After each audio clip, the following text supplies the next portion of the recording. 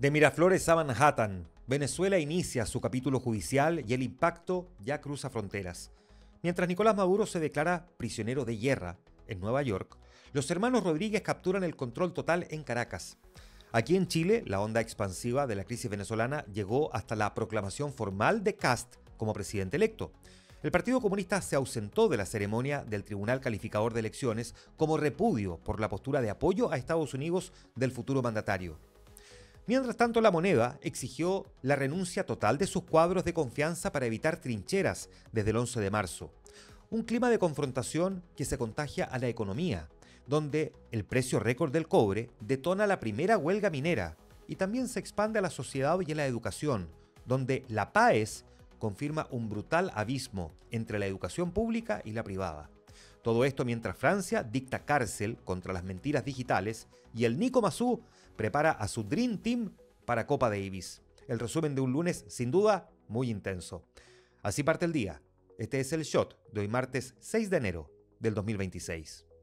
Bienvenidos a El Shot con Juan Manuel Astorga. Internacional.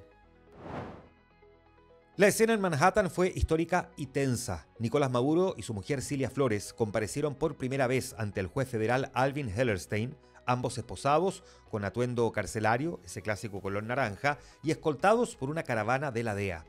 Frente a los 4 cargos de narcoterrorismo, conspiración para importar cocaína y posesión de armas de guerra que les imputó la Fiscalía, la estrategia de la defensa fue clara: negar la jurisdicción y victimizarse. A través de un intérprete, Maduro alzó la voz para declararse no culpable y rechazar su estatus de criminal común. Mirando directamente al estrado, dijo en español que «No soy culpable, soy un hombre decente, sigo siendo el presidente de mi país».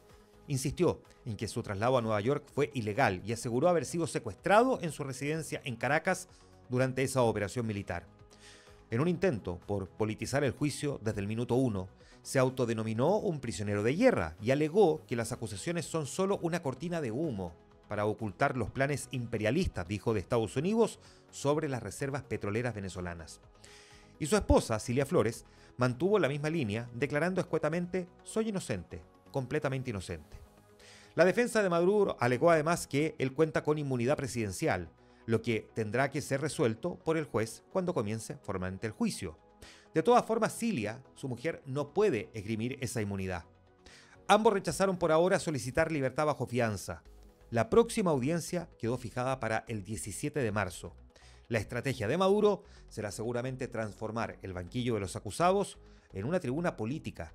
Al declararse prisionero de guerra y no narcotraficante, busca deslegitimar el proceso penal y forzar una discusión sobre soberanía y derecho internacional. Apuesta a que el juicio se convierta en un plebiscito mundial sobre la intervención de Trump más que sobre sus propios delitos. El destino de Maduro quedó en manos de 2 pesos pesados de la justicia norteamericana. En el estrado está Alvin Hellerstein, un juez de 92 años que no necesita presentación en Nueva York. Fue nombrado por el presidente Bill Clinton en 1998, es una leyenda del Distrito Sur por haber liberado los litigios más sensibles de la historia reciente, incluyendo la gestión de las miles de demandas tras los atentados del 11 de septiembre. Conocido por su pragmatismo y mano dura, Hellerstein tiene experiencia de sobra en casos de alto impacto. Fue él quien ordenó liberar las fotos que destaparon el horror de la cárcel de Abu Ghraib en 2003, el escándalo donde soldados estadounidenses torturaron y humillaron a prisioneros iraquíes durante la invasión. Además, lleva el proceso contra Hugo El Pollo Carvajal, el ex jefe de inteligencia venezolano acusado de ser el nexo principal entre el chavismo y el narcotráfico. Tiene un perfil técnico y riguroso, con un fuerte apego al texto legal incluso cuando sus resoluciones generan debate. Y por su parte, para su defensa, Maduro apostó fuerte. Su abogado es Barry Joel Pollack, un penalista famoso por aceptar causas imposibles contra el gobierno de Estados Unidos. Su credencial más potente es haber defendido durante una década a Julian Assange, el fundador de Wikileaks, logrando el acuerdo que finalmente le dio la libertad. Expresidente de la Asociación Nacional de Abogados Penalistas, Pollack se especializa en delitos de cuello blanco y seguridad nacional. El cómo le va a pagar en todo caso no se sabe, porque ayer se conoció que el gobierno de Suiza congeló todos los activos de Maduro y su círculo de hierro por un plazo de 4 años. El Consejo Federal Suizo justificó la medida cautelar para evitar la fuga de capitales adquiridos ilícitamente. Como sea, la elección de estos protagonistas, el juez y el abogado defensor, anticipa un juicio técnico y rudo, con Hellerstein garantizando el orden procesal y Pollack, experto en desafiar al aparato estatal con argumentos de espionaje y también de soberanía. La Corte se va a convertir en un campo de batalla donde la experiencia jurídica va a pesar tanto como las pruebas que se presenten. Mientras eso ocurría en Nueva York, en Venezuela se escribía otra historia. El chavismo cerró filas para blindar su nueva estructura de poder. En una ceremonia cargada de discursos de resistencia, Delcy Rodríguez juró como presidenta encargada del país ante la Asamblea Nacional, el Congreso. Lejos de mostrar debilidad tras la caída de Maduro, su primer discurso fue una declaración de principios más bien desafiante. Dijo: vengo con dolor por el secuestro de nuestros héroes, pero con la convicción de defender la patria. Calificó la captura del mandatario y de Cilia Flores como una agresión militar ilegítima de Estados Unidos que no logrará quebrar la revolución. Minutos antes de la juramentación de Delcy, el Parlamento reeligió por unanimidad a su hermano, Jorge Rodríguez, como presidente del Congreso para el periodo 2026-2031. De esta forma, los dos cargos más importantes del Estado venezolano quedan bajo el mando de la misma sangre.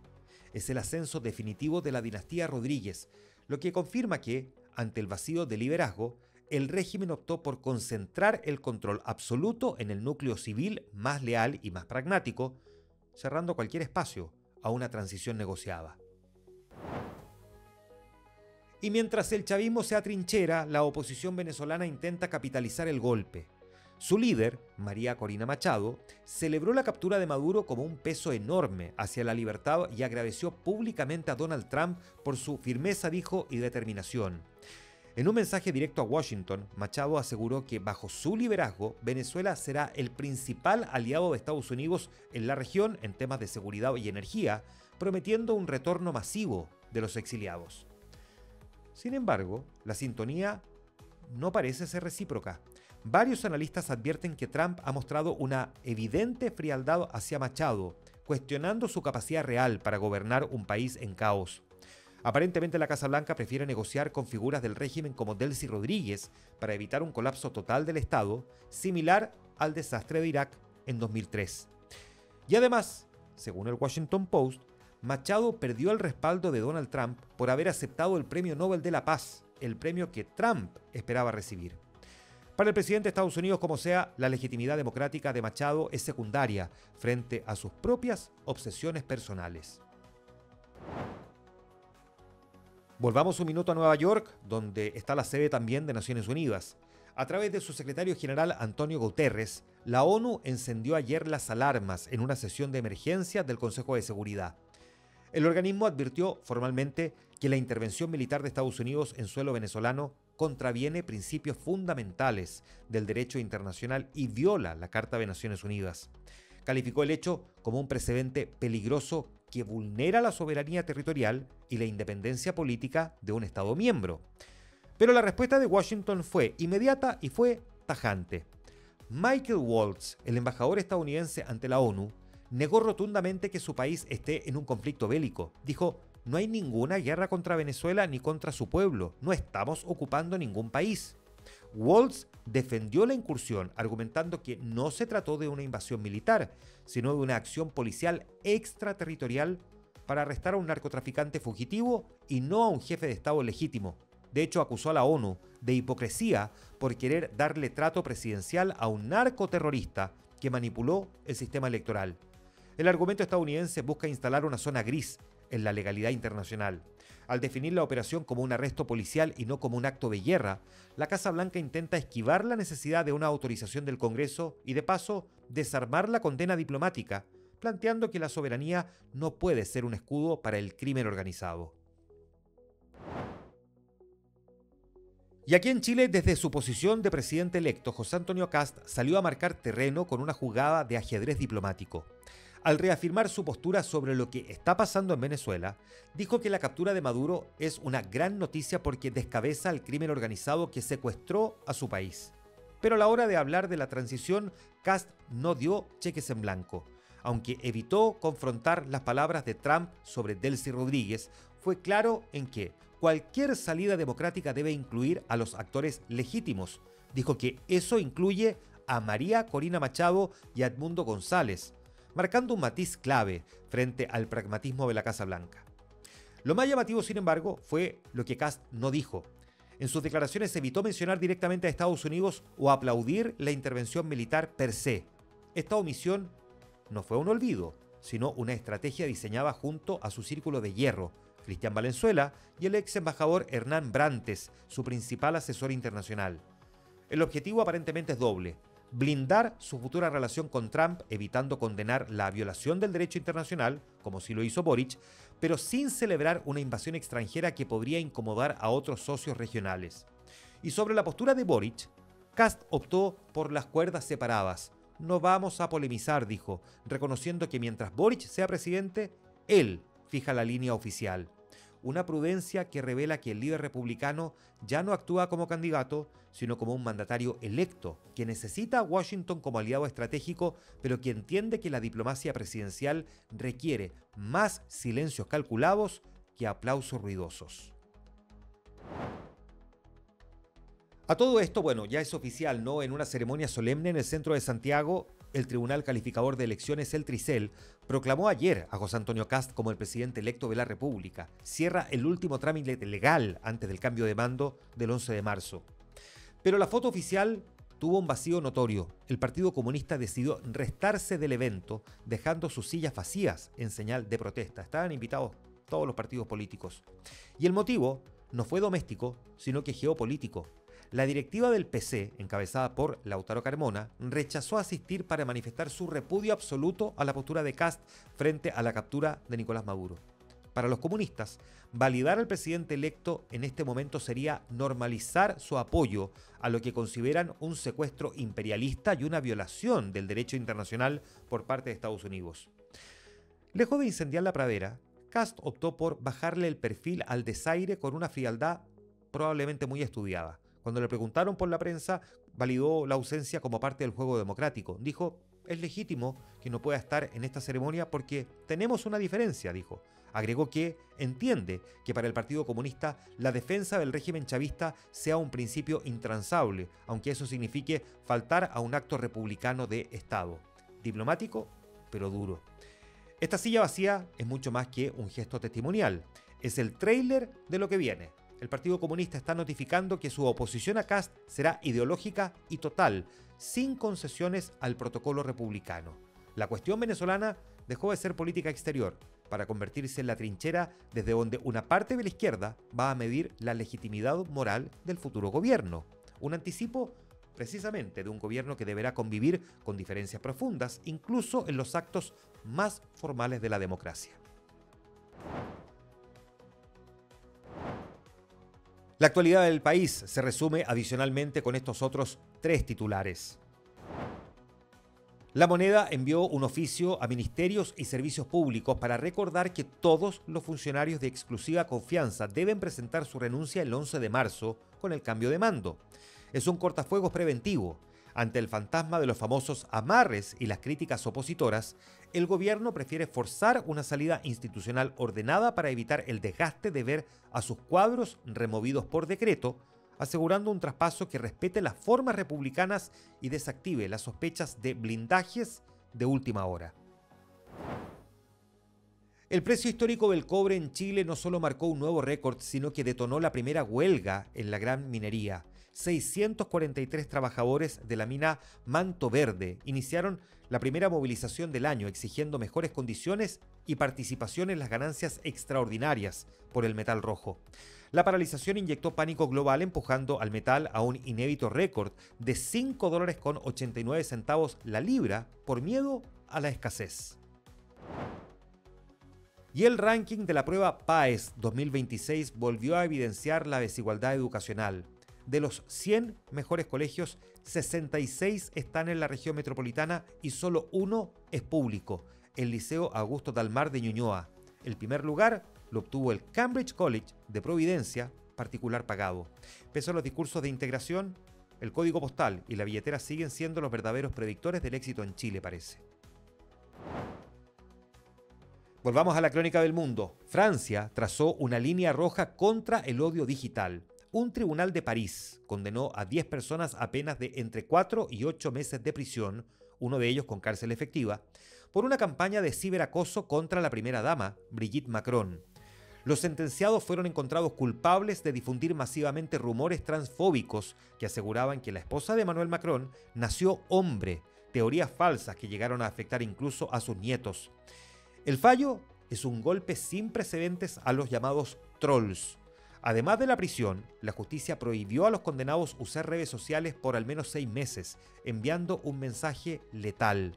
La difamación online tiene consecuencias reales. La sentencia advierte que destruir la reputación de una figura pública con mentiras fabricadas ya no es un juego político impune, sino un delito que se paga con la cárcel, frenando una táctica de deshumanización que cada vez es más común. Y en los deportes, Nicolás Massú entregó la nómina de Chile para enfrentar a Serbia en la primera ronda de la Copa Davis 2026. El capitán confirmó a Alejandro Tavilo, Nicolás Yarri, Cristian Garín y Tomás Barrios, junto al joven Alejandro Manzanero, como los representantes nacionales para el duelo por grupos en la serie que se va a disputar en Santiago. Massú explicó que la nómina apunta a un equilibrio entre experiencia y recambio. Tavilo y Garín aportan regularidad y rodaje en el circuito ATP. Yarri sigue siendo el referente del equipo tanto en singles como en dobles, y a ellos se suman Tomás Barrios y Alejandro Manzanero como apuestas de proyección y renovación, pensando no solo en esta serie, sino en el futuro del equipo chileno en la Copa Davis y en volver a instalar a Chile en instancias decisivas del torneo. El equipo nacional viajará en los próximos días a la sede del enfrentamiento. Con un equipo completo y sin bajas, Nicolás Massú busca repetir la mística de antaño, sabiendo que vencer a Serbia no solo asegura el boleto a septiembre, sino que valida el recambio generacional en una prueba de fuego ante un rival de élite, donde la presión de jugar en casa será el sexto jugador. Y en el flashback de un día como hoy, 6 de enero, en 1412, la doncella guerrera nace Juana de Arco, la campesina adolescente que dijo oír la voz de Dios, guió al ejército francés a la victoria y terminó quemada en la hoguera, todo antes de cumplir los 20 años. Un día como hoy, en 1641, en la actual provincia de Cautín, en Chile, se reunió el Parlamento de Quilín, donde se firmó el primer tratado de paz entre españoles y mapuches, reconociendo la independencia de los mapuches y estableciendo el río Biobío como frontera. Un día como hoy, 6 de enero de 1838, el abuelo del WhatsApp, Samuel Morse, realizaba la primera demostración pública del telégrafo, un sistema de puntos y rayas que encogió al mundo y permitió que las noticias viajaran más rápido que los caballos, el famoso código Morse. Un día como hoy, en 1946, nace Syd Barrett, el fundador original de Pink Floyd, el genio psicodélico que brilló demasiado rápido y se apagó por los excesos, inspirando la obra maestra Wish You Were Here. Un día como hoy, 6 de enero de 1955, el hombre de las 1000 caras y pocas palabras, nace Rowan Atkinson, el genio detrás de Mr. Bean. Nos enseñó que se puede hacer reír a todo el planeta sin decir una palabra, usando solo una corbata roja y un oso de peluche. Un día como hoy, en 2014, luto en las carreteras. Venezuela y el continente se conmocionan con el asesinato de la actriz y Miss Venezuela Mónica Spear, un crimen brutal en una autopista que desnudó la crisis de seguridad del país caribeño. Y un día como hoy, 6 de enero del 2021, el asalto a la democracia. El mundo observa atónito cómo partidarios de Donald Trump invaden el Capitolio de Estados Unidos. Las imágenes de un hombre disfrazado de bisonte en el estrado del Senado marcaron el inicio de una era de polarización extrema. En los temas a los que estar atentos, este 6 de enero se celebra la tradicional fiesta de Reyes o Pascua de Negros, ligada a la visita de los Reyes Magos y antiguas tradiciones festivas asociadas al final de la temporada navideña. Pero hay otras cosas también a las que estar atentos. El Senado va a votar este martes la ley de eutanasia. También Gloria Anachevisic comienza su periodo como presidenta de la Corte Suprema.